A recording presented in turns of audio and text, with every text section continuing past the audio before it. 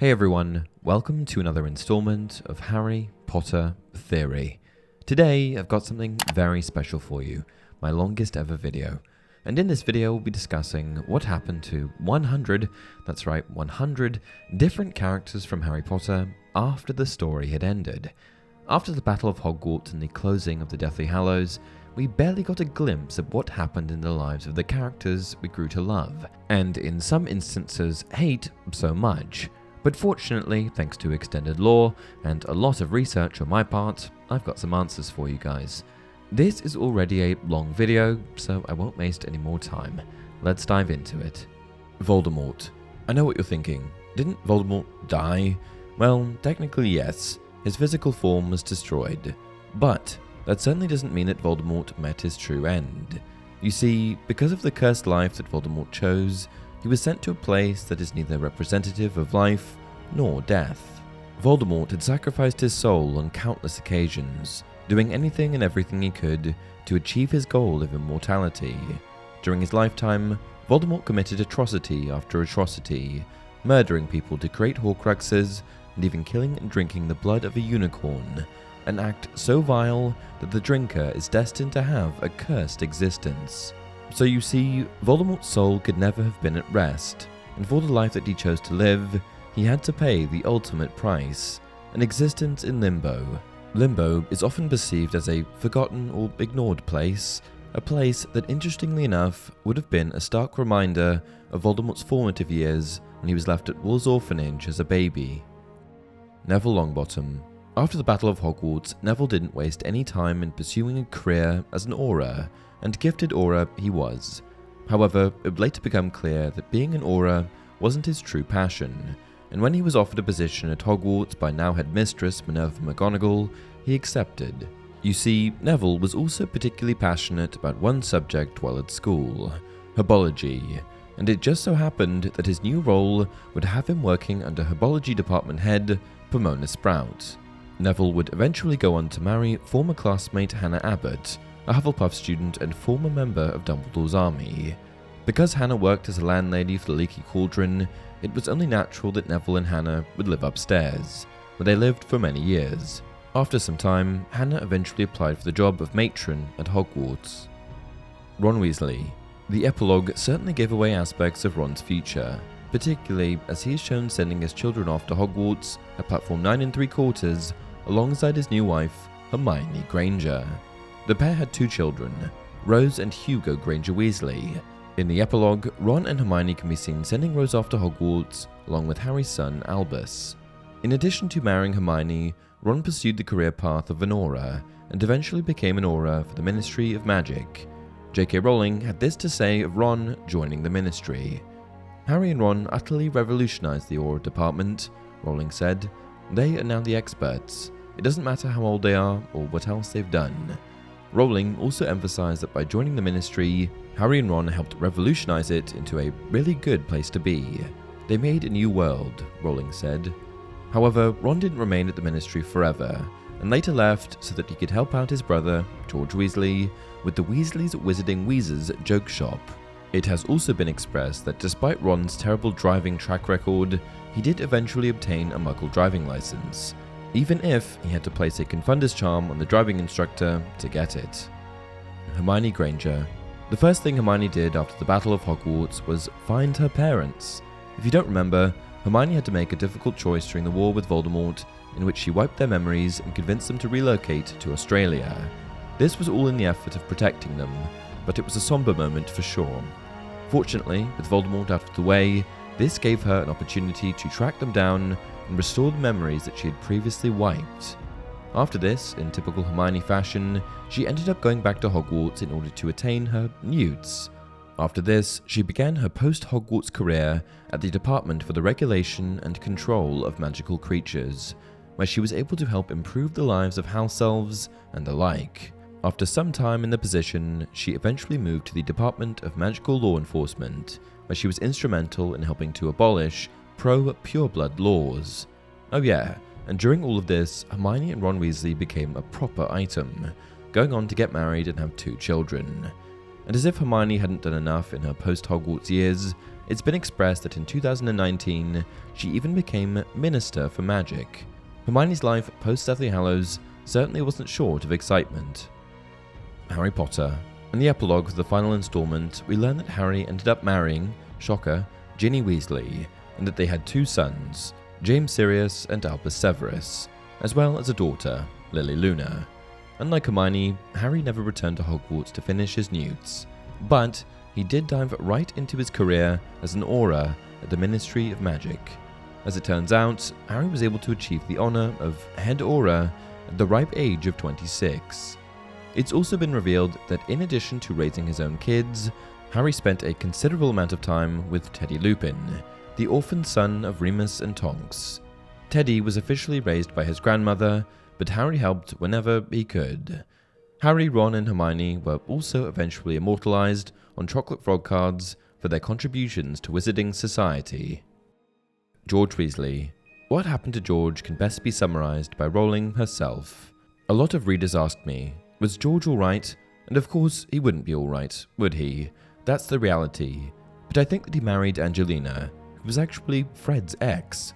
Maybe it's a bit unhealthy, but I think that they would have been happy as he could be without Fred. I think he really would have felt like part of himself died. I don't think that George would ever get over losing Fred, which makes me feel so sad. However, he names his first child and son Fred, and he goes on to have a very successful career, helped by good old Ron.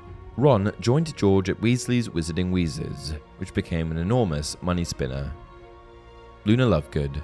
It turns out that later in life, Luna went on to become a rather famous magizoologist. For those unfamiliar with the profession, a magizoologist is a wizard or witch who studies magical creatures. This profession shouldn't come as a surprise, given that Luna exhibited an affinity for magical creatures during the Harry Potter story, properly introducing Harry to Thestrals in the Order of the Phoenix. The perhaps most notable magizoologist is Newt Scamander, who wrote Fantastic Beasts and Where to Find Them.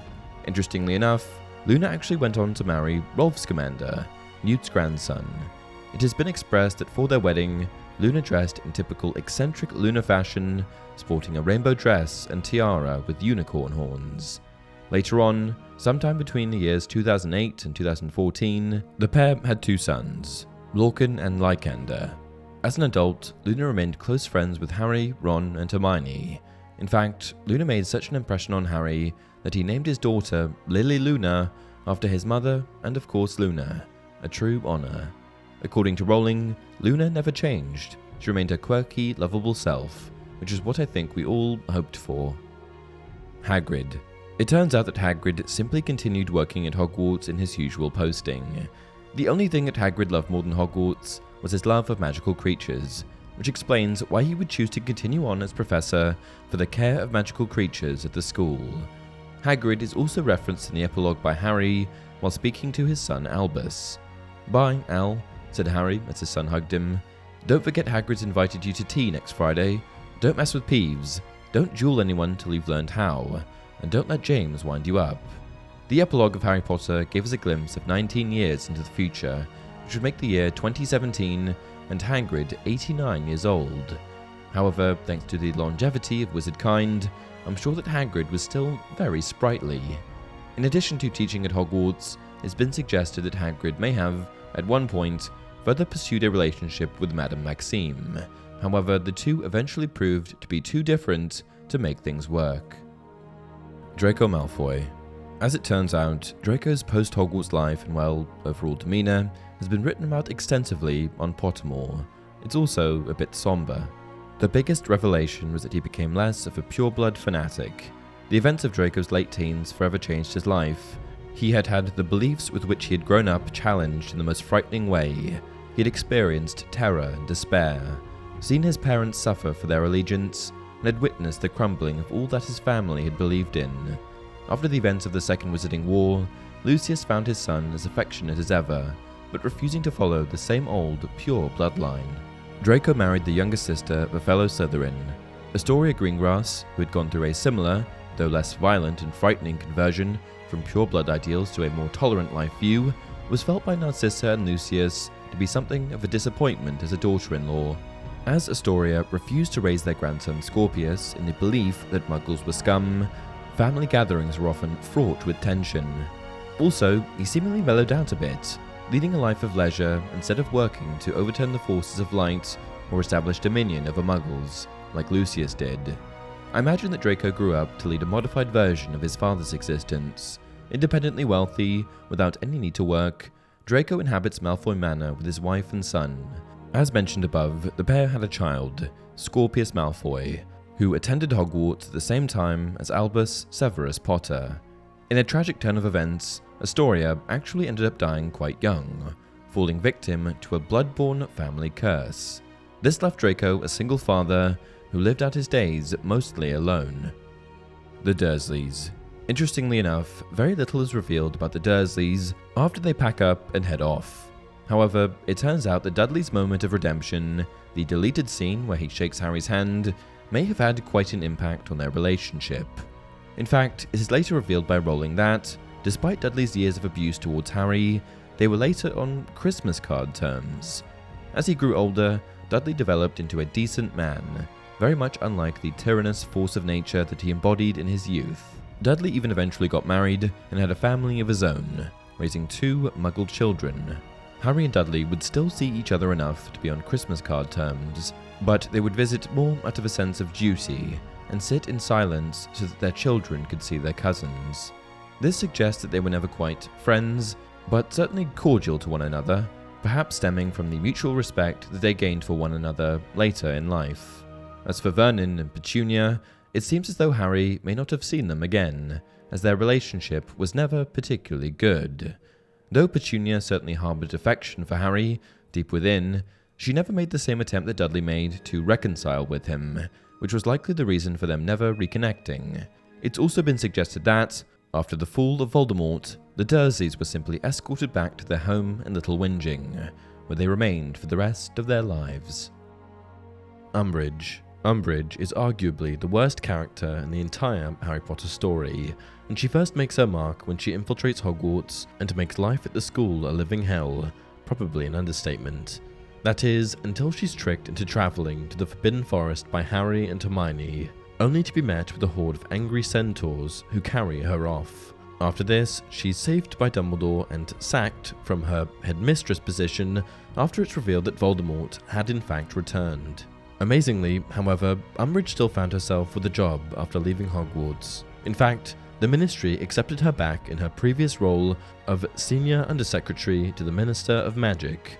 Also, at this stage, the Ministry had a new minister, Rufus Scrimgeour. Despite a brief appearance at Dumbledore's funeral, the next we hear of Umbridge is in 1997, following Voldemort's takeover of the Ministry.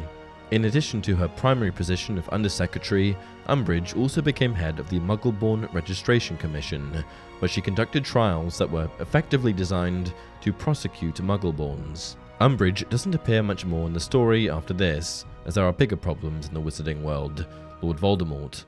However, with Voldemort's eventual downfall, the Ministry once again came under the control of normal witches and wizards, expunging all of Voldemort's followers from positions of power.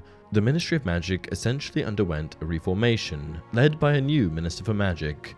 Fully aware of the type of person that Umbridge was, and the crimes that she had committed during Voldemort's regime, the new minister had Umbridge arrested, tried, convicted, and given a life sentence to the island fortress of Azkaban, where she lived out her days. Cornelius Fudge. Cornelius Fudge, Order of Merlin First Class, self-appointed, was the 32nd Minister for Magic, serving from 1990 to 1996, spanning most of the years Harry attended Hogwarts. Fudge exhibited some very questionable behavior during his time in office, the most questionable being his persistent denial of Voldemort's return, which in turn caused Fudge to meddle in all kinds of affairs in the wizarding world, including the management of Hogwarts School. When it was eventually proven that Voldemort had in fact returned, it cost Fudge his job, and Rufus Scrimgeour took over his position. At this stage, however, Fudge wasn't out of the Ministry entirely, as he was kept on in an advisory capacity, communicating news of the Second Wizarding War to the Muggle Prime Minister if Scrimgeour was unable to. When the war eventually ended, Fudge was relieved of this position as well. Fudge's fate is exactly what can be expected when a foolish and ineffectual person is given too much power.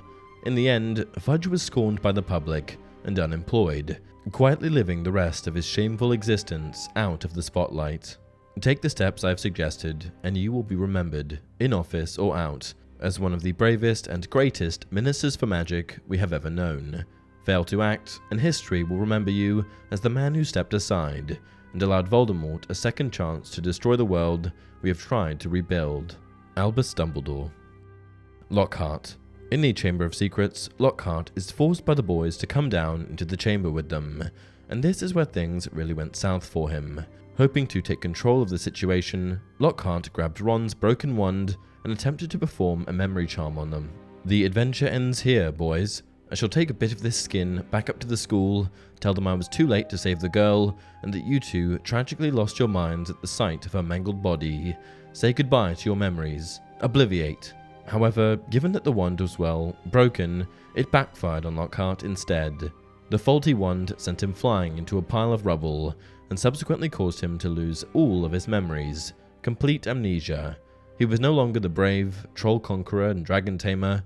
In fact, he didn't know who he was. Lockhart is later saved by Fawkes and brought to McGonagall's office, at which point it became apparent to staff and students alike that Lockhart had completely lost his marbles, with Dumbledore instructing Ron to take him to the hospital wing. After careful inspection, it was decided that Lockhart wouldn't be able to operate in society in the state that he was in, and he was subsequently sent to the Janus Thickey ward in St. Mungo's Hospital for Magical Maladies, a ward dedicated to those suffering from permanent spell damage. During Christmas in 1995, Harry, Ron, Hermione and Ginny saw Lockhart in the Janus Thickey ward, and despite the total loss of his memory, he seemed just as Lockhart as ever, offering up autographs and the like. He had regained just enough memory to remember writing in cursive. Teach? Me? Did I? Taught you everything you know, I expect, did I? Well, how about those autographs then? Shall we say a round dozen? You can give them to all your little friends then, and nobody will be left out. Sadly, Lockhart never got many visitors, but he still got fan mail from a witch named Gladys Gudgeon, and developed a close relationship with his carer, Miriam Strout. Though Lockhart never made a full recovery, he did sign autographs for the rest of his days, and it has been expressed that he was happier that way, blissfully ignorant but more than happy to reap the benefits of his illustrious fame. To this day, no one knows if he ever properly left St. Mungo's. Filius Flitwick. Flitwick, Hogwarts resident charms expert and dueling champion, was largely responsible for casting many of the most effective defensive enchantments surrounding Hogwarts during the Great Battle at the end of the Second Wizarding War. These defenses kept the Death Eaters at bay for a considerable amount of time, and if it weren't for his charms expertise, then the battle may have gone very differently, as it allowed the good guys to get better prepared. Flitwick is thought to be one of the most talented charms teachers to ever teach at Hogwarts, and following the battle, Flitwick continued his tenure as Charms Master, diligently educating the next generations of witches and wizards on the topic. Filch. Argus Filch, Squib, went on to assume the role of Hogwarts caretaker, succeeding the previous caretaker, Apollyon Pringle, in 1968. Throughout the books and films, Filch gives the trio, among many others, their fair share of grief, but when the Battle of Hogwarts came, Filch was quick to oversee the safe evacuation of most of the school's students. He may have been foul-tempered and bitter, but Filch took his job seriously, which is why you won't be surprised to hear that he continued on in his position of caretaker after the war had ended. Immediately after the battle, Filch was seen sweeping near the Great Hall. Filch is likely still punishing students and arguing with Peeves to this day. Ollivander. Ollivander, first name Garrick, operated Ollivander's One Shop in Diagon Alley, one of Harry's first stops before beginning his first year at Hogwarts School of Witchcraft and Wizardry. Ollivander revolutionized the way that wand-making was approached, and before he took over his father's wand shop, it was common for wizards to use a broad variety of wand cores. During the Second Wizarding War, Ollivander was tortured perhaps more than anyone else. This is due to Ollivander's knowledge of wands and Voldemort's obsession with the Elder Wand. After recovering at Shell Cottage for some time, Ollivander travelled to Muriel's house, where he remained until the end of the war.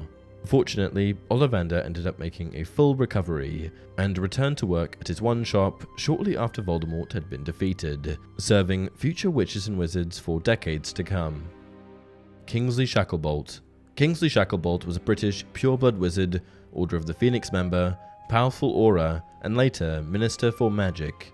Kingsley was a later addition to the Order and joined during the Second Wizarding War. Kingsley was an immense help against Voldemort and the Death Eaters during the Wizarding War and after, helping to oversee the capture and containment of Death Eaters and Voldemort supporters after Voldemort's defeat. When the dust had finally settled, he was properly appointed as the 35th official Minister for Magic. He was previously just Caretaker Minister. In this role, among other acts, Kingsley helped to rid the Ministry of corruption, banned Dementors from guarding Azkaban, appointed Harry as head of the Aura Department, and, along with Hermione, eradicated pro-pureblood views. Pomona Sprout. Pomona Sprout was a British witch that taught at Hogwarts for many years. She served as both the head of Hufflepuff House as well as the head of the Herbology Department. Pomona proved to be instrumental in helping the good guys fight off the Death Eaters during the Battle of Hogwarts. Tentacular, Devil Snare, and Snargaluff pods. Yes, I'd like to see the Death Eaters fighting those. After the war, Sprout remained teaching at Hogwarts School of Witchcraft and Wizardry as Herbology Professor, and when 2008 rolled around, she was joined in the department by former pupil Neville Longbottom, who taught alongside her. Arthur Molly Weasley. Let's start with Molly. Molly's heroic actions during the Second Wizarding War earned her quite the reputation, and she became quite well known as the witch that defeated and killed the notorious Death Eater Bellatrix Lestrange. Arthur continued working with the Ministry of Magic and fought to improve Muggle rights with the help of Kingsley Shacklebolt. Other than that, Molly and Arthur lived out the rest of their days quietly, enjoying the company of their dozen grandchildren. Percy Weasley. Though Percy had trodden down a rather dubious path for most of the books and films, he did eventually make up with his family during the Battle of Hogwarts. Percy survived the battle, but, like the rest of his family, was significantly affected by the death of his brother Fred. After the war, Percy returned to work for the Ministry as a high-ranking official under the new Minister for Magic, Kingsley Shacklebolt. He married a woman named Audrey and had 2 daughters, Molly and Lucy.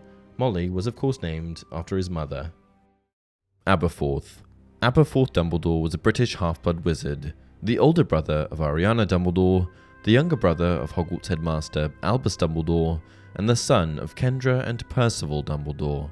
Aberforth had a poor relationship with his brother, as they were both involved in a 3-way duel involving Grindelwald that led to the death of their sister, Ariana. When Ariana died, it basically ended their relationship, as Aberforth blamed Albus for her death. Even though Albus and Aberforth were brothers and fairly close in age, they were always very different. Aberforth is presented by Rowling in a bit of an interesting light, perhaps to provide a bit of comic relief, as in the Goblet of Fire it's mentioned, briefly, that Aberforth has a bit of an unusual relationship with his goats. In fact, he was even prosecuted for the supposed things that he did with goats. What he did with goats has never actually been disclosed, but what we do know about this odd-natured wizard, and this shouldn't surprise you, is that after the war he kept a low profile, living about the rest of his days tending to his goats. Of course, Aberforth also resumed his role as the barman at the Hog's Head Inn, where he served butterbeer to the future generations of Hogwarts students for decades to come. No one knows if Aberforth ever truly forgave his brother, Albus, for his role in the entirely avoidable duel that resulted in his sister's death, but I certainly like to think so. Fleur Delacour. Fleur Isabelle Delacour, later Fleur Weasley, was a French court of Vila witch born in the year 1977. Fleur is first introduced in the Goblet of Fire under the context of the Triwizard Tournament, and emphasis was placed on her because she was the champion representing her school, Beauxbatons. Shortly after the events of the Triwizard Tournament, in the summer of 1995, Fleur took on a role at Gringotts in order to improve her English. It was here that she met one of the older Weasley children, Bill, who was working there as a curse breaker. The two hit it off straight away, and nearly immediately began dating, with Bill eventually proposing. The pair get married in the story, but it seems to occur just as the wizarding world is collapsing. So my question is, given that the two of them survived the war, what happened next? Well, it should come as no surprise that Bill and Fleur, after getting married, went on to have children of their own. Fleur became the mother of 3 children, Victoire, Louis, and Dominique Weasley, expanding the already prolific Weasley clan even more. Given that both Victoire and Dominique were female, and that Fleur had Vila blood in her veins, her daughters also possessed Vila blood. This made them 1/8 Vila. Technically, Louis had the same blood in him, but it has been reinforced through canon that Vilas are only women. Though Bill survived the war and his severe injuries inflicted by the notorious werewolf Fenrir Greyback, specifically avoiding becoming a werewolf himself, it has been expressed that he did develop the tendency to enjoy very rare steaks. Seamus Finnigan. Seamus Finnigan was an Irish half-blood wizard born in the year 1980, whose father was a muggle and whose mam was a witch. Seamus was a fellow Gryffindor, sharing a common room with the likes of the trio, and as a secondary character in the series, pops up every once in a while throughout the entire story, starting as early as the first book. Seamus helped as best he could during the Battle of Hogwarts, and fortunately was able to survive the war. Immediately after the battle had ended, he could be seen sitting with Dean Thomas and Aberforth Dumbledore. While this hasn't been confirmed through canon, I like to imagine that Seamus ended up working in some kind of role pertaining to pyrotechnics. The young Irishman had a knack for blowing things up, after all. Perhaps a career in magical fireworks? McGonagall. Minerva McGonagall was a Scottish half-blood witch born in 1935 to parents Robert McGonagall and Isabel Ross. After a chaotic first few decades of her life, involving familial issues and heartbreak, she eventually found herself working at Hogwarts School of Witchcraft and Wizardry, the same school that she herself attended in her youth. We know McGonagall as the stern but kind Transfiguration professor that was always quick to call out Harry and Ron for being late, but was also the first person to be standing in front of and defending her students if something went awry. McGonagall's loyalty to Hogwarts eventually earned her the title of headmistress after Dumbledore had died and Snape had been ousted from the school. McGonagall played a pivotal role in the defense of Hogwarts School during the final battle, and luckily she survived. After the war ended, she was awarded the Order of Merlin by Minister for Magic Kingsley Shacklebolt due to her loyalty to the Order of the Phoenix.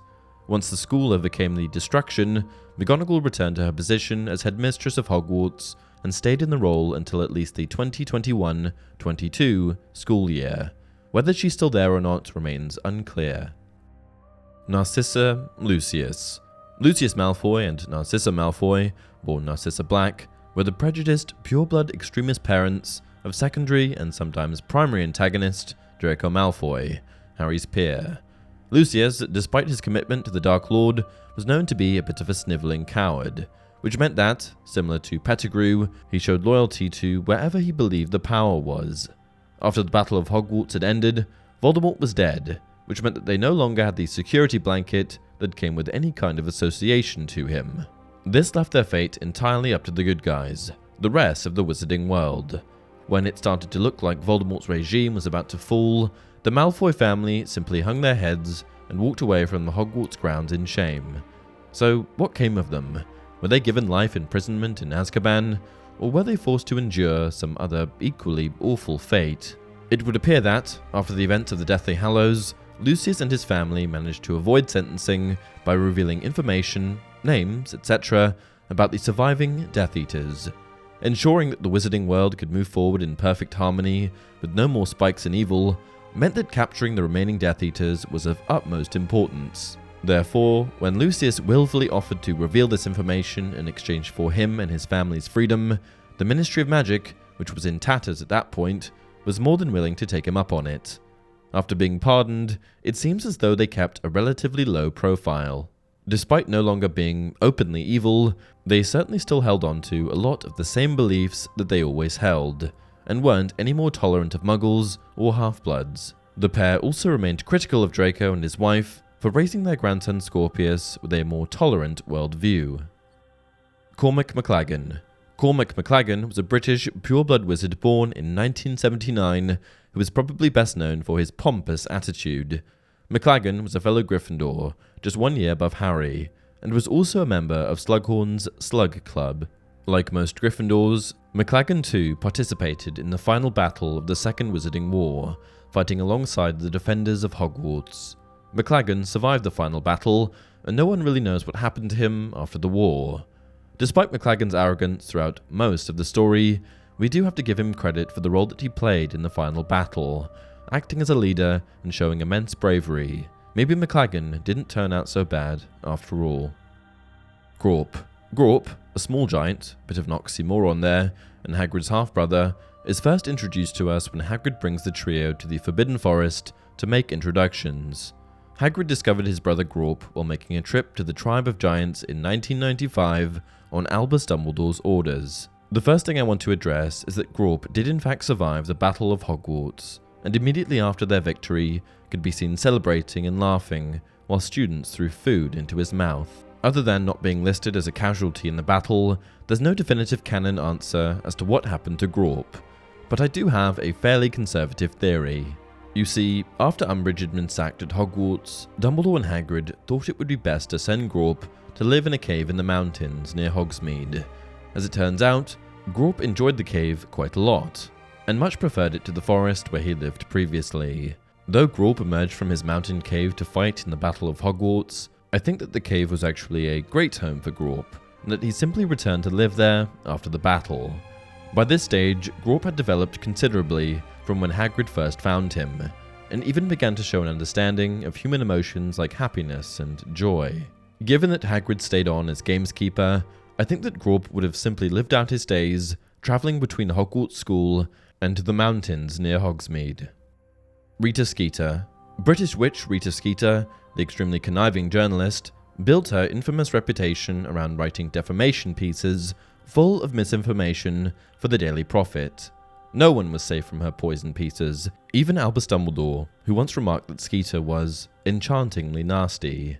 We don't have to guess what happened to Skeeter, because it's been well touched on by Rowling in interviews. Naturally, what could stop Rita from still reporting? I imagine she immediately dashed off a biography of Harry after he defeated Voldemort. 1/4 truth to 3/4 rubbish. It has been revealed that she also wrote biography hatchet jobs on both Severus Snape and Newt Scamander. These pieces were titled Snape, Scoundrel or Saint, and Man or Monster, The Truth About Newt Scamander, respectively. Essentially, Rita lived out her days being Rita, continuing to live and work as a successful reporter and author. Slughorn. Horace Slughorn is a British wizard with a long history at Hogwarts. He was head of Slytherin House, resident potions master, and even the official host of Slug Club. Slughorn infamously told Tom Riddle about Horcruxes, and Slughorn's fear of Dumbledore finding out led to his initial retirement from the post. However, Slughorn later returned to the school after a long hiatus, continuing on as potions master. Slughorn played an important role in the Wizarding War, fighting valiantly in the final battle alongside his students and peers. Fortunately, Slughorn was able to survive, and continued working at Hogwarts, acting as head of Slytherin and overseeing the first-year sorting ceremony. Sometime before 2016, Slughorn fully retired, and he received the honour of having a portrait of himself placed in the Slytherin Common Room. Dean Thomas. Dean Thomas was an English half-blood wizard born in the year 1980, the son of a wizard and a Muggle mother. Dean was notably in the same year as Harry Potter, and was also a Gryffindor student. Dean pops up quite a lot in the Harry Potter story, and it should come as no surprise that he fought valiantly alongside his allies in the Battle of Hogwarts, a battle that, fortunately, he was able to survive. So what came of Dean after the battle? Well, immediately after, Dean was seen sitting next to Seamus Finnigan and Aberforth Dumbledore in the Great Hall. Beyond that, well, canon doesn't give us any info. If I had to guess, Dean pursued a career as an artist. I say this because throughout the story, he demonstrates an affinity for art, and he was said to be quite good with a quill. Charlie Weasley. Though Charlie didn't make an appearance in the films, he was certainly present for the Battle of Hogwarts and survived the battle. Charlie never married, nor had children, but got to spend his time with his copious siblings, nieces, and nephews. Being an outdoorsy type with an affinity for dragons, Charlie was more preoccupied with his craft rather than pursuing ladies. Apparently, in the summer of 2014, nosy journalist Rita Skeeter began to question his prolonged celibacy, something that was obviously none of her business. Sybil Trelawney. Sybil Trelawney, Hogwarts divination professor, fought valiantly in the Battle of Hogwarts, bravely protecting her friends, home, and livelihood. and with a move like a tennis serve, she heaved another enormous crystal sphere from her bag, waved her wand through the air, and caused the ball to speed across the hall and smash through a window. Fortunately, Trelawney survived the battle, and afterwards continued to teach well into the 2010s, continuing her tradition of predicting the deaths of her students. In the year 2020, Trelawney published a book entitled My Eyes and How to See Past Them, a book that Hermione Granger kept on her shelves in her office at the Ministry of Magic. Firenze. Firenze was a centaur and part of the centaur colony located in the Forbidden Forest. Firenze was also the same centaur that saved Harry in the Philosopher's Stone. Firenze notably replaced Trelawney as divination professor after she was sacked by Umbridge. Though Trelawney was eventually given her position back at the school, Firenze stayed on and the pair co-taught the subject. Firenze was active in fighting back against the Death Eaters during the Second Wizarding War, and eventually sustained serious injuries. Shaking and unable to stand by himself, Firenze was laid on a raised platform in the Great Hall during the second half of the battle. Fortunately, Firenze was able to survive his injuries, a special thanks to Madame Pomfrey for that. After the battle had ended, Firenze was welcomed back into his centaur colony, where they were finally forced to acknowledge that Firenze's pro-human leanings were not shameful, but honorable. Firenze continued to live out his days teaching divination alongside Trelawney. Oliver Wood. Oliver Wood attended Hogwarts from 1987 to 1994, and he is most well known for his passion surrounding the game of Quidditch. During his time at the school, Wood was both keeper and captain of the Gryffindor Quidditch team, and was known for his determination and skill on the field. Wood graduated from Hogwarts before Harry and many of the other main characters in the story, and went on to join a professional Quidditch team, Puddlemere United, where he began as a reserve keeper. However, Wood did eventually return to Hogwarts in 1998 in order to offer his support in the fight against Voldemort and the Death Eaters. Wood fought valiantly, and also helped to drag the bodies of the deceased into the Great Hall. Fortunately, Wood did survive the battle, and spent the rest of his days playing professional Quidditch, his true calling. Madame Maxime. Madame Olympe Maxime was a French witch and headmistress of Beauxbatons Academy of Magic. She was 11 feet 6 inches tall and a half-giant just like Hagrid. Apart from being enormous and the headmistress of Beauxbatons, she is perhaps best well known for her relationship with Hagrid. Apart from the book's initial signifiers that the pair were possibly romantically linked, the relationship isn't touched on much, and eventually the Goblet of Fire simply ends, with Maxime departing and heading back to Beauxbatons alone. This left fans with one big question: what happened with Hagrid and Maxime? Rowling once addressed Hagrid's love life in an interview. Did Hagrid ever get married and have children? Oh, did Hagrid ever get married and have children? No. Realistically, Hagrid's pool of potential girlfriends is extremely limited, because with the giants killing each other off, the number of giantesses around is infinitesimal, and he met one of the only ones, and I'm afraid she thought he was kind of cute, but she was a little more, how should I put it, sophisticated than Hagrid. So no, bless him. It turned out that Maxime simply thought she was too good for Hagrid. It's certainly a shame that Maxime was the one that got away, but on the other hand, I think that he was probably the one that was too good for her. We don't know much else about Maxime's later life, but we do know that she continued on as headmistress of Beauxbatons. Bill Weasley. Bill Weasley was the first and eldest Weasley child. Though Bill survived the war and the copious battles that transpired, he was at one point severely injured by the notorious werewolf Fenrir Greyback. Fortunately, he avoided turning into a werewolf, but it has been expressed that he did develop the tendency to enjoy very rare steaks. Following the war, Bill and his wife Fleur, who he married in 1997, had 3 children: Victoire, Dominique, and Louis Weasley. Pansy Parkinson.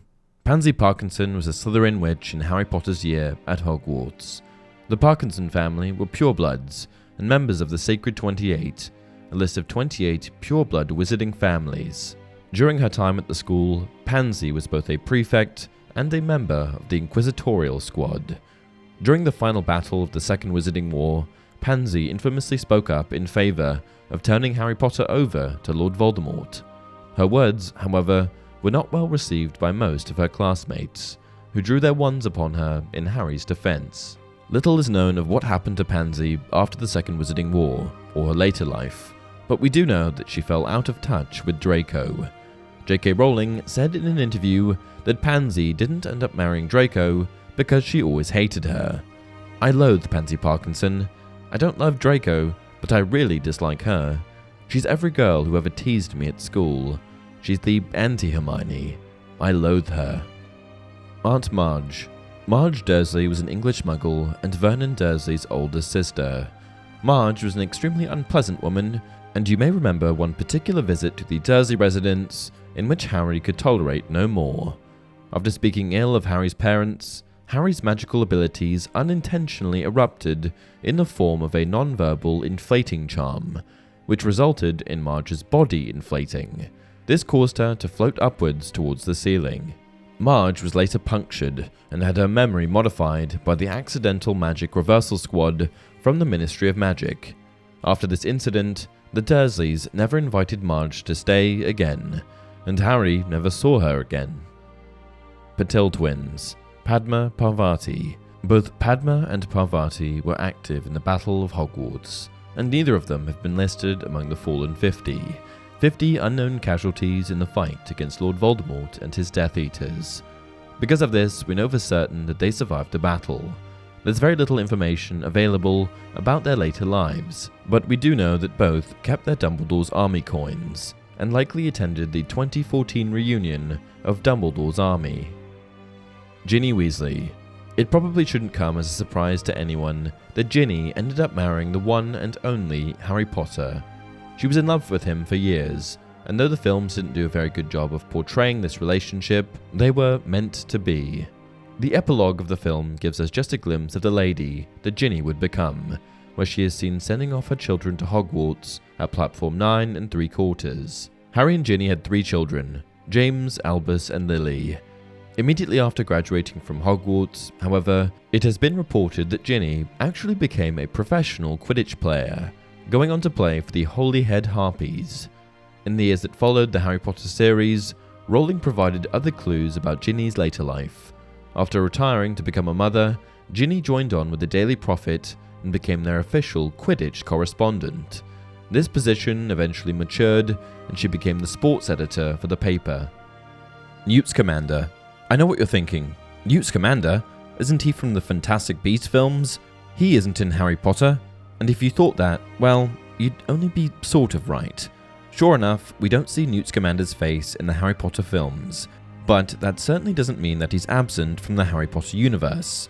Newt is a famous magizoologist, and the author of Fantastic Beasts and Where to Find Them, an approved book at Hogwarts School, so you can bet that he's kicking around somewhere.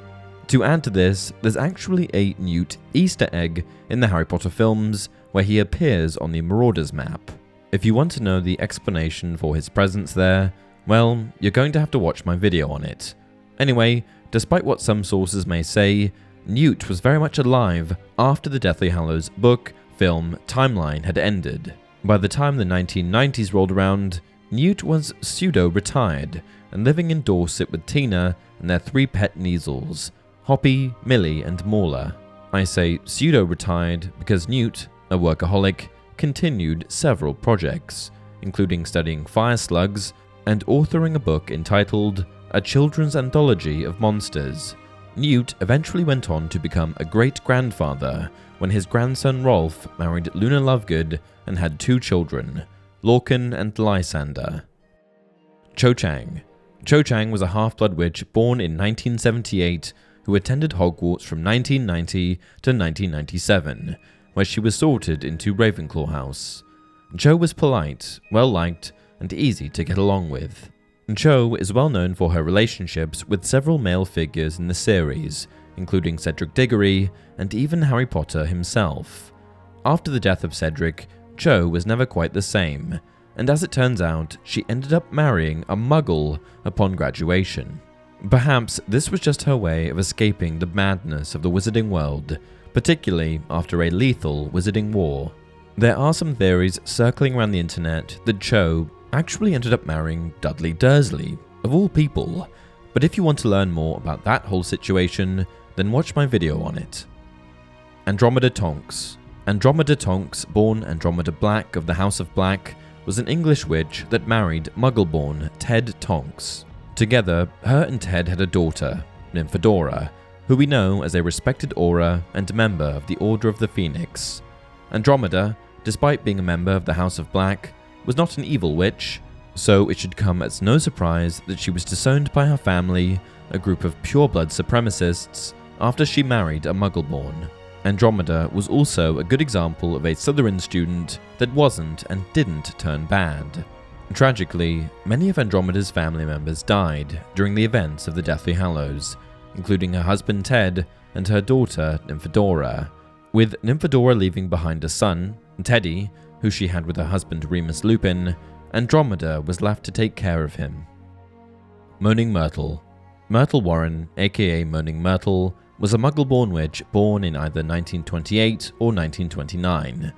Myrtle attended Hogwarts from 1940 to 1943, some of the same years as Voldemort, and was eventually killed in 1943 by Slytherin's basilisk under Tom Riddle's orders. After the incident, she became a ghost who haunted the second-floor girls' bathroom. Despite being, well, dead, Myrtle became quite a prominent character in the Harry Potter series, known for her strange interactions with Harry. The last time Harry saw Myrtle, however, was when she was ordered to leave the bathroom by Severus Snape. Though there is nothing in Harry Potter canon indicating what happened to Myrtle, it's worth mentioning that she does appear in The Cursed Child, where she can be found still haunting the bathroom. Xenophilius Lovegood. Xenophilius was the husband of the late Pandora Lovegood and father to fan favourite Luna Lovegood. Xenophilius was also notably the creator of the Quibbler magazine. During the Second Wizarding War, Luna was captured by the Death Eaters, which prompted a desperate Xenophilius to alert Death Eaters during a visit from Harry Potter in the hopes that they would release Luna. After Harry, Ron, and Hermione escaped his home, Xenophilius was promptly arrested and sent to Azkaban. He was finally released after Voldemort's defeat on the 2nd of May, 1998. Not much is known of what happened to Xenophilius after that, but it's likely that he continued on with the Quibbler and occasionally took care of his grandsons. Katie Bell. Katie Bell was a British half-blood witch born in the year 1979. She was a member of Gryffindor House and represented the house on the Quidditch pitch, taking on the role of Chaser. She was a year above Harry, and we see her name mentioned here and there throughout the franchise. However, her character was never really brought to the forefront of our attention until The Half-Blood Prince, when, while on a trip to Hogsmeade, Katie suffered a brutal attack from an unidentified curse. Because it took Katie 6 months to recover, she ended up returning to Hogwarts in 1997 to 1998 to repeat her 7th year. Katie, along with others, fought valiantly in the Battle of Hogwarts, and was seen sitting after the battle with Cho, Padma, and Leanne. No one knows what happened to Katie after that. Bane.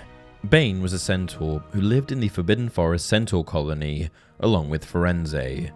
Though the centaurs did not initially join the Battle of Hogwarts, they were later shamed into it after Hagrid called Bane a coward.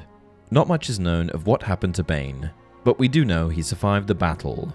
Bane also appears in The Cursed Child, Act 2, Scene 5, when Harry Potter is looking for his son Albus. Winky.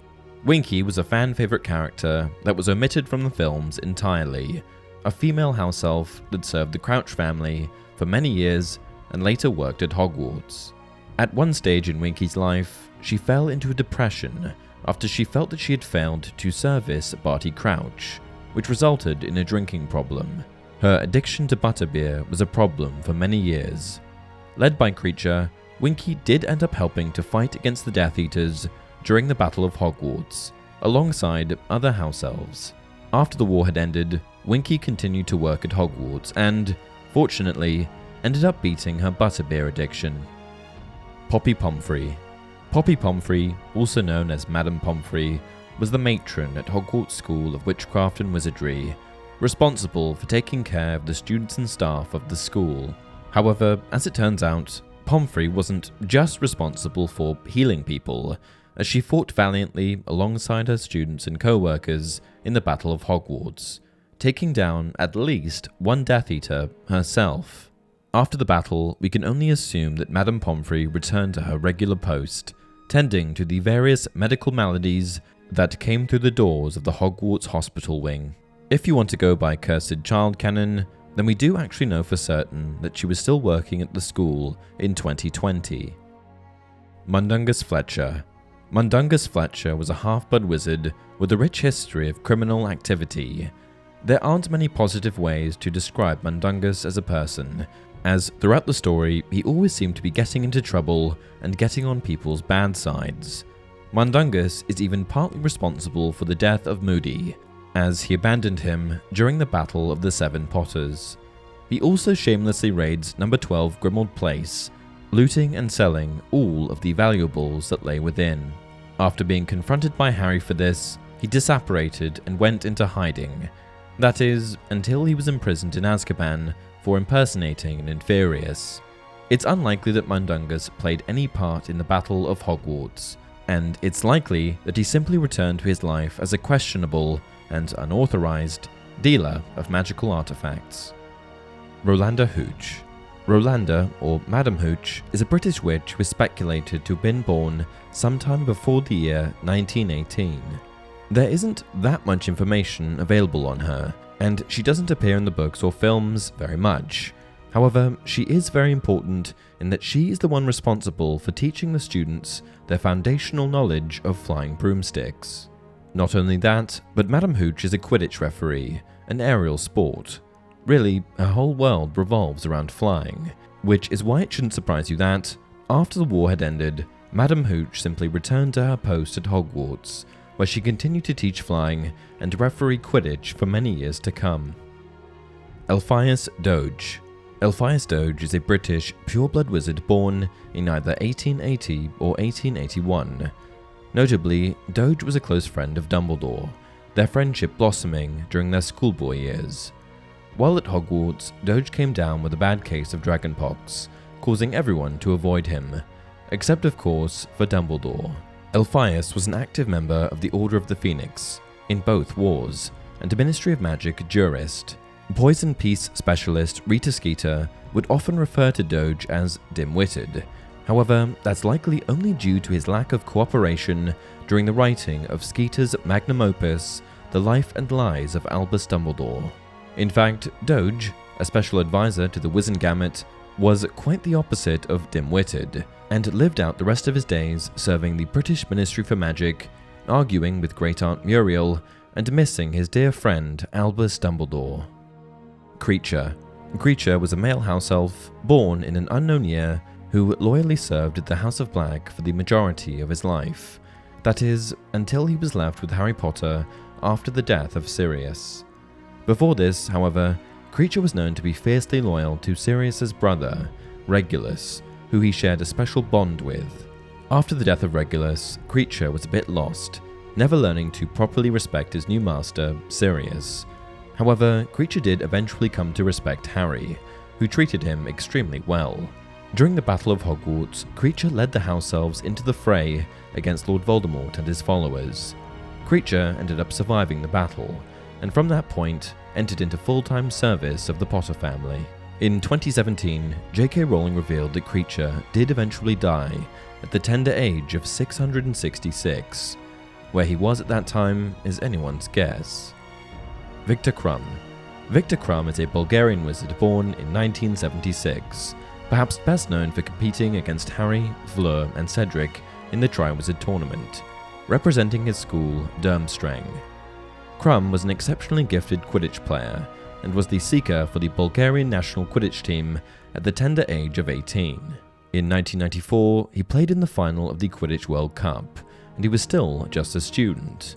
Krum continued to play Quidditch for many years before his eventual retirement following the Bulgarian team's defeat in the 2002 World Cup final. However, this retirement didn't last long, as Krum came out of retirement to compete in the 2014 World Cup.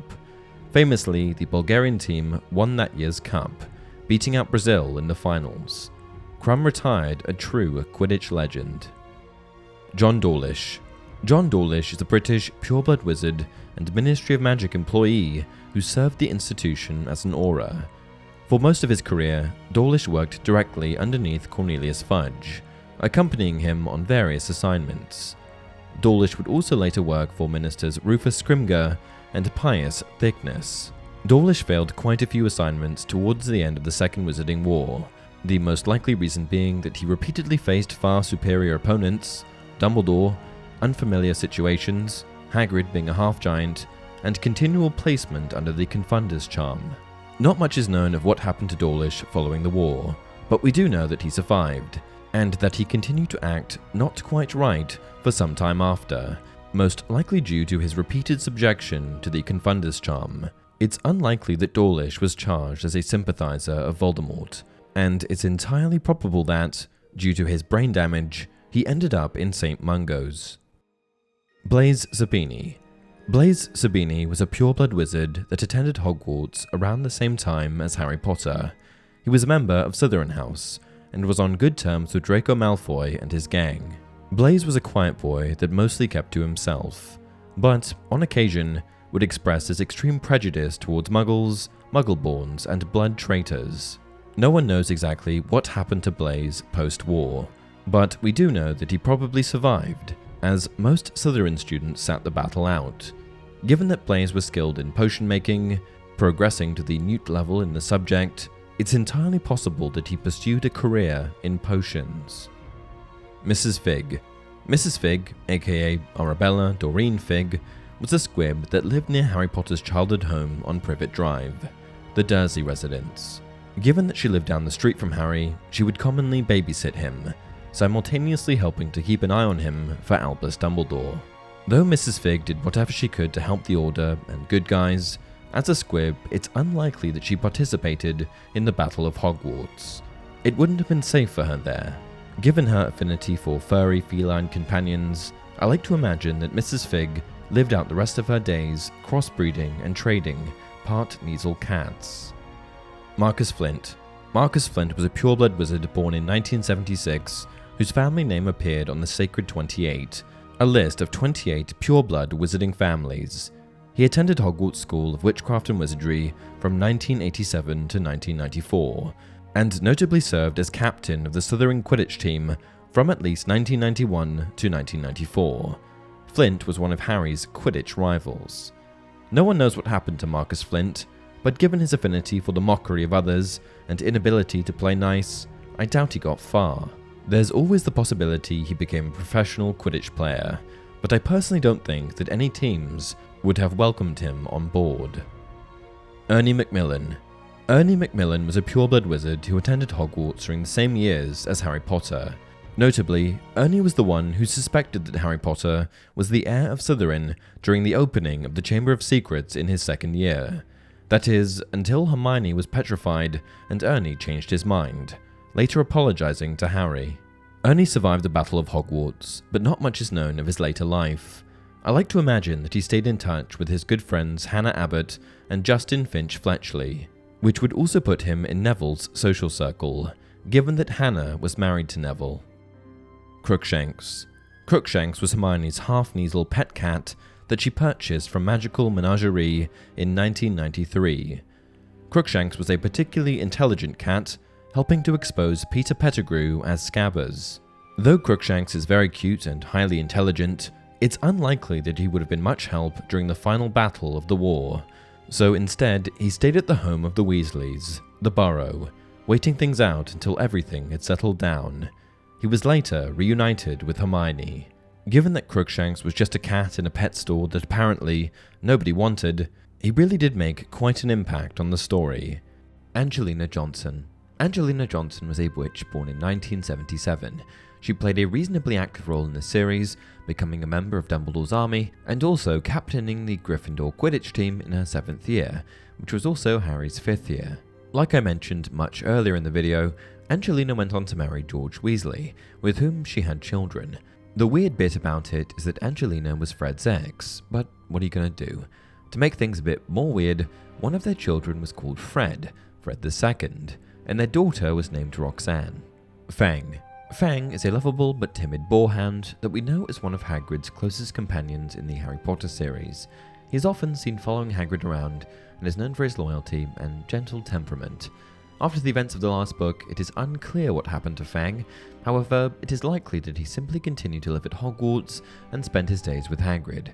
With Hagrid by his side, it's likely that Fang lived out the rest of his days exploring the Forbidden Forest and napping in Hagrid's hut. Millicent Bulstrode, another contemporary of Harry's, was a half-blood witch. You may remember Millicent as the Slytherin student who Hermione tried to impersonate using Polyjuice Potion in the Chamber of Secrets. Unfortunately for Hermione, it was Millicent's cat hair that she used in the potion, transforming her partially into a cat. During the Battle of Hogwarts, it's likely that Millicent fled the castle rather than choose to fight against Voldemort and the Death Eaters. Given that Millicent had no particularly good qualities and wasn't particularly intelligent, it's hard to imagine her amounting to much. I expect that she ended up with a low-level job at the Ministry of Magic. Mafalda Hopkirk. Madame Mafalda Hopkirk was a British witch and an assistant in the improper use of magic office at the Ministry of Magic, who notably sends Harry letters on 2 occasions, once in the Chamber of Secrets and once in the Order of the Phoenix, informing him of his improper use of magic outside of school. Irma Pince. Irma is a strict librarian at Hogwarts School of Witchcraft and Wizardry. After the events of the last book, it's possible that Irma continued on as the school's librarian, ensuring that students had access to the knowledge they needed to succeed in their studies. It's likely that Irma worked until retirement, constantly surrounded by the books she loved so much. Ludo Bagman. Ludo is a former professional Quidditch player and the head of the Department of Magical Games and Sports. After the events of the last book, Ludo likely went into hiding to avoid punishment for his involvement in illegal gambling. It's possible that he was eventually caught and brought to justice, or that he continued to live on the run, always looking over his shoulder. Justin Finch-Fletchley. Justin is a Muggle-born student at Hogwarts who was sorted into Hufflepuff. After the events of the last book, Justin likely returned to his family and continued his studies at Hogwarts. It's possible that he went on to have a successful career in the wizarding world, using his intelligence and determination to make a difference. Amos Diggory. Amos is the father of Cedric Diggory, the Hogwarts student who was killed by Lord Voldemort during the Triwizard Tournament, or more accurately, killed by Peter Pettigrew. After the events of the last book, Amos likely struggled to cope with the loss of his son and eventually found peace with the help of his family and friends. It's possible that he became an advocate for those who lost loved ones in the war, working to ensure that their sacrifices were never forgotten. Amos does have a role in the Cursed Child story, but I'm not going to get into that. Peeves. Peeves is a poltergeist who causes mischief and mayhem at Hogwarts School of Witchcraft and Wizardry. After the events of the last book, it's unclear what happened to Peeves. However, it's possible that he continued to cause trouble at Hogwarts, delighting in the chaos and confusion he could create. Alternatively, he may have simply disappeared, content to let the world move on without him, although this seems unlikely. Dennis Creevey. Dennis is the younger brother of Colin Creevey, a Hogwarts student who was killed during the Battle of Hogwarts. After the events of the last book, Dennis likely returned to Hogwarts to finish his studies, after which he may have pursued photography, just like his brother. Daphne Greengrass. Daphne is a Slytherin student at Hogwarts who is known for her beauty and poise. After the events of the last book, it's unclear what happened to Daphne. Her sister, on the other hand, ended up marrying Draco Malfoy. It's possible that she went on to have a successful career in the wizarding world, using her intelligence and cunning to get ahead. Susan Bones. Susan is a Hufflepuff student at Hogwarts who was a member of Dumbledore's army. After the events of the last book, Susan likely returned to Hogwarts to finish her studies and became a respected member of the wizarding community. It's possible that she went on to become an Auror or other type of law enforcement officer, using her bravery and intellect to keep the wizarding world safe. Lee Jordan. Lee is a former Gryffindor student at Hogwarts who is a commentator for the wizarding radio station Potter Watch. After the events of the last book, Lee likely continued his career as a radio commentator and remained a close friend of Harry's. It's possible that he went on to become a journalist or other type of media personality, using his wit and charm to entertain and inform the wizarding world. Stan Shunpike. Stan is a British wizard that worked as a conductor on the night bus, later joining the Death Eaters after being placed under the Imperius Curse. After the events of the last book, Stan likely avoided punishment for his involvement with the Death Eaters and went into hiding. It's possible that he eventually resurfaced and tried to make amends for his past mistakes, or that he continued to live a life of secrecy and isolation. Penelope Clearwater. Penelope is a former Ravenclaw student at Hogwarts who is romantically involved with Percy Weasley. After the events of the last book, it's unclear what happened to Penelope, but we do know that she didn't end up with Percy. Alicia Spinnet. Alicia is a former Gryffindor student at Hogwarts who is a member of the Gryffindor Quidditch team. After the events of the last book, it's unclear what happened to Alicia. It's possible that she continued to play Quidditch professionally, using her skill and determination to become one of the best players in the world. Alternatively, she may have left the world of Quidditch behind and pursued a different career. Teddy Lupin. Teddy is the son of Remus Lupin and Nymphadora Tonks, and a metamorph magus like his mother. After the events of the last book, Teddy went on to live with his grandmother, but he also spent a considerable amount of time with his godfather, Harry. It's possible that he went on to become an Auror or other type of law enforcement officer, following in the footsteps of his parents and his godfather. Alternatively, he may have pursued a career in a different field, using his unique abilities to make a difference in the wizarding world. Crabbe and Goyle. Vincent Crabbe and Gregory Goyle are two Slytherins known for their fierce loyalty to Draco Malfoy, often acting as his henchmen. Crabbe is a large and intimidating young man with a short temper, while Goyle is quiet and reserved, but equally dangerous. Both are physically strong and are often called upon to perform physical tasks. Despite their tough exteriors, they can be easily manipulated by those who know how to push their buttons. However, the fates of these two is a bit confusing. You see, depending on what you know these characters from, book versus film, a different one was killed off. In the book, Crabbe dies and Goyle lives, whereas in the film, Goyle dies. Actor Jamie Waylett played Vincent Crabbe in the first 6 movies, but after taking part in the London riots in 2011, he was sent to prison for 2 years. Because of this, he was unable to take part in the Deathly Hallows movies, which led to the decision to kill Goyle instead. If Crabbe had died in the book, it's possible that Gregory would have been taken to trial for his involvement with the Death Eaters. Alternatively, he may have gone into hiding, trying to avoid punishment for his crimes. Augusta Longbottom. Augusta is the grandmother of Neville Longbottom, and a fierce supporter of the Order of the Phoenix. After the events of the last book, Augusta likely continued to support the wizarding community and help those who had been affected by the war. It's possible that she became a mentor to other young witches and wizards, passing on her knowledge and experience to the next generation. Marietta Edgecombe. Marietta is a former student at Hogwarts who betrayed Dumbledore's army to Umbridge. After the events of the last book, it's unknown what happened to her. It's possible that she changed her tune and tried to make amends for her past mistakes. Albert Runcorn. Albert is a Ministry of Magic employee who was impersonated by Harry Potter using the Polyjuice potion. After the events of the last book, it's unclear what happened to Albert. It's possible that he was able to clear his name and continue working at the Ministry, or that he was fired for his involvement with the Death Eaters. Reginald Cattermole. Reginald is a Ministry of Magic employee who was impersonated by Ron Weasley using the Polyjuice potion. After the events of the last book, it's unclear what happened to Reginald. It's possible that he was able to clear his name and continue working at the Ministry, or that he was fired for his involvement with the Death Eaters. Zacharias Smith. Zacharias is a former student at Hogwarts who was a member of Dumbledore's army.